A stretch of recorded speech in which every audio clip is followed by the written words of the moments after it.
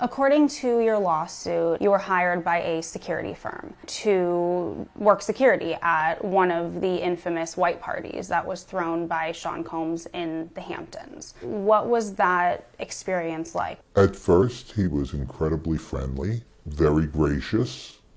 So you had a friendly chat, and then, according to your lawsuit, at some point later in the night, Sean Combs himself offered you a drink. This didn't come from staff or someone holding a tray of drinks, it came from him directly.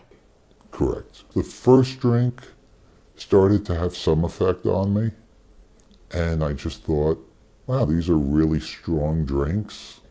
It wasn't until the second drink, and it was already too late, that I realized that there was something wrong with the drinks. Sadly, Sean Combs was waiting in the wings. He was watching from some sort of vantage point. And once I was in a helpless position and he was sure that he was in a position of power, then he took advantage of the situation. You allege that you were forcibly pushed into an SUV by Sean Combs. That act alone, according to your lawsuit, left you in considerable pain.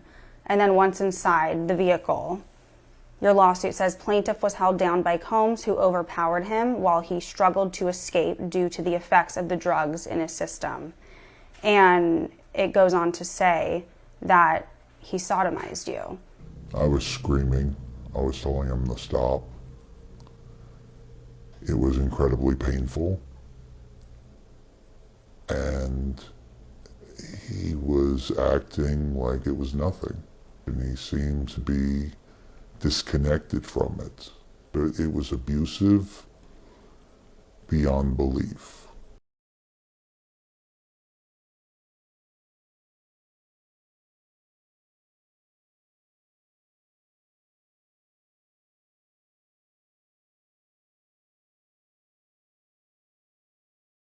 All right, CNN's Elizabeth Wagmeister, who's doing really amazing reporting on this subject, is here with your exclusive. What was it like to sit down with this man?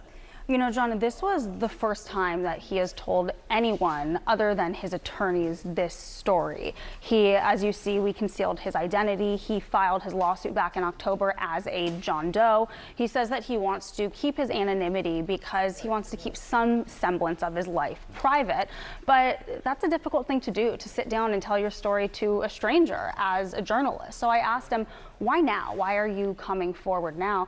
And he said that he did not know that there were other accusers of Sean Combs out there. He only found out from seeing news reports. And there was one report he saw that there is somebody who alleged that they were 9 years old when they say that they were abused by Sean Combs. And this John Doe that I sat down with, he said, if a 9-year-old could do it, then I could do it. And it made him feel like he wished that he spoke out before because he could have prevented children from allegedly being abused.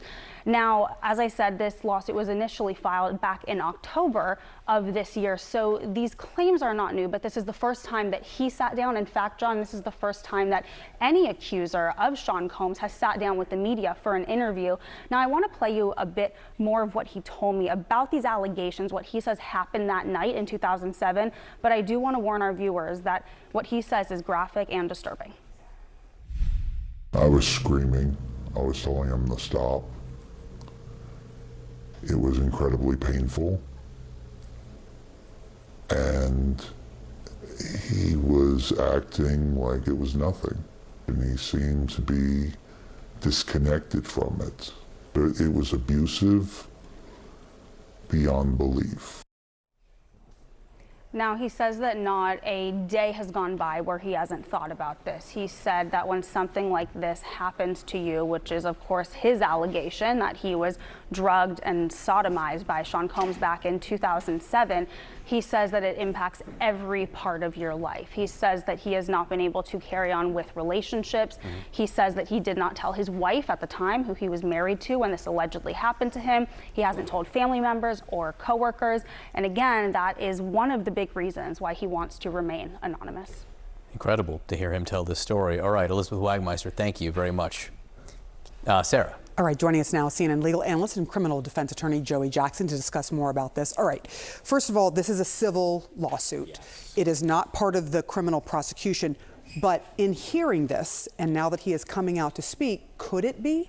So we'll see. There's a lot that has to be unpacked, right? The first thing is remember, Sarah, that this was an amended complaint. Why do I say that, and why is that significant? It's significant because initially when it was filed in October, there was the indication that it happened in 2007, right? Learning, however, that P. Diddy was in St. Tropez then, so it could not have happened then. So it was amended to include, right, the year after, okay? That's a problem. There was also the indication initially that, right, he wasn't married, and now we're learning he is. Why do I say that? Because every case turns on its facts. So if you're going to determine, right, civil, it's a civil case, it involves monetary damages, not criminal, you're going to assess the credibility of it. Now, attorneys for, of course, P. Diddy are going to have a field day with that, right, of course, because when you sit down with your lawyer, you verify. Your lawyer doesn't say, oh, that's what happened, okay. You verify it, you vet it, you ensure that it's factually accurate. And so therefore, I think those two distinctions are going to be very important. Would you have not known that you were married at this time? Would you have not known? Should you have shared it with your spouse? Potentially not. It's embarrassing, but did you know you were married at all? Did you know where you were, when you were, etc.? So it's a question of fact, and I think it'll be vetted certainly by criminal investigators to determine whether or not it's useful, and then it'll be up to the judge to determine whether it is admissible. I am curious about something. He told our Elizabeth Wagmeister there that he'd not told anyone about this until he spoke, I think, to his attorneys. How difficult will it be to prove this? So what ends up happening is that, you know, there's a lot of embarrassment and a lot of shame, right? And there's a lot of sensitivity as it relates to victims. And sometimes you have a victim, and it's called recent outcry information, where they'll say something to a friend, I can't believe it. That's powerful evidence. In some circumstances, there's humiliation, and they don't. And there are experts who will testify to that.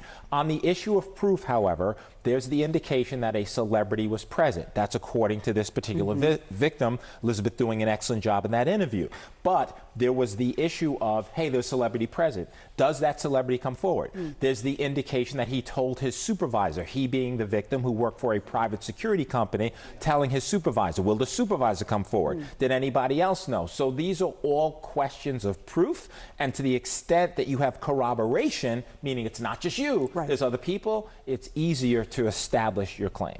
And speaking of this idea of shame that victims often feel, this victim has not wanted to be named. He is not named in the suit. He is still a John Doe. How long can that last? Because at some point, right, that has to change, correct? So, yes. So, Sarah, it's up to the discretion of the judge. And what the judge does is a balancing test between your right to privacy, intimidation, humiliation, a number of other factors, right? To what extent could you be retaliated against, et cetera, versus the public interest. And also, right, the party you're suing certainly has an interest. And so a judge will assess various factors, weigh those factors, and make an assessment as to whether or not the John Doe continues or it ends.